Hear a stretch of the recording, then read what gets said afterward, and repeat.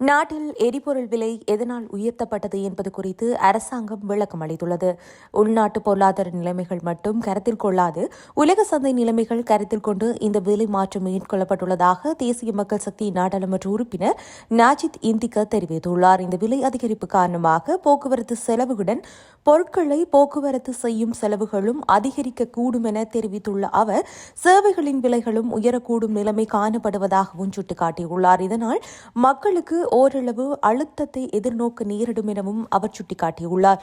முச்சக்கர வண்டி, பாடசாலை வேன்கள், பேருந்து மற்றும் தொடர்ந்து உள்ளிட்ட ஒட்டுமொத்த போக்குவரத்து கட்டணங்களும் அதிகரிப்பதற்கு குறித்த சங்கங்கள் நடவடிக்கை எடுக்கும் எனவும் அவர் தெரிவித்துள்ளார். இதன் மூலம் பொருட்கள் மற்றும் சேவைகளின் விலைகளும் உயரக்கூடிய நிலைமை காணப்படுவதாக அவர் சுட்டிக்காட்டியுள்ளார். எவ்வாறெனினும் இவ்வாறான நிலைமையிலும் கீழும் இந்த நாட்டில் எரிபொருள் விநியோகத்தை தொடர்ச்சியாக முன்னெடுப்பதற்கு அரசாங்கம் நடவடிக்கை எடுத்துள்ளதாகவும் அவர் தெரிவித்திருக்கின்றார்.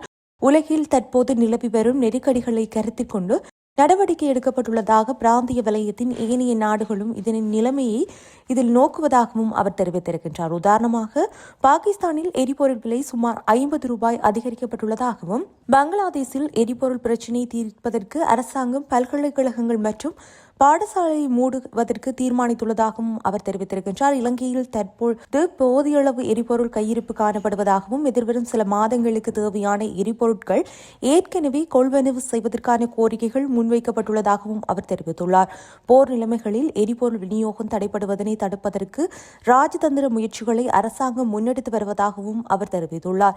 நேற்றைய தினம் எரிபொருட்களுக்கான விலைகள் உயர்த்தப்பட்டுள்ளமைக்கான காரணம் அடுத்த எரிபொருள் இறக்குமதியின் போது செலுத்த வேண்டிய அதிக விலைகளை ஈடு செய்யும் நோக்கிலாகும் எனவும் அவர் தெரிவித்திருக்கின்றார். இந்த நிலைமையை அரசாங்கம் தற்காலிகமானது என கருதுவதாகவும், இந்த உலக நெருக்கடி நிலைமையின் போது மக்கள் சிக்கனமாக செயற்பட வேண்டும் எனவும் அவர் கோரிக்கை விடுத்திருக்கின்றார். எதிர்வரும் பண்டிகை காலத்தில் போதிய அளவு விநியோகங்களை உறுதி செய்வதற்கான நடவடிக்கைகள் முன்னெடுக்கப்பட்டு வருவதாகவும், எரிபொருள் விநியோகம் தொடர்பில் மக்கள் தேவையற்ற பீதி அடைய தேவையில்லை எனவும் நாடாளுமன்ற உறுப்பினர் நாஜித் இந்திக ஊடகங்களுக்கு தெரிவித்திருக்கின்றார்.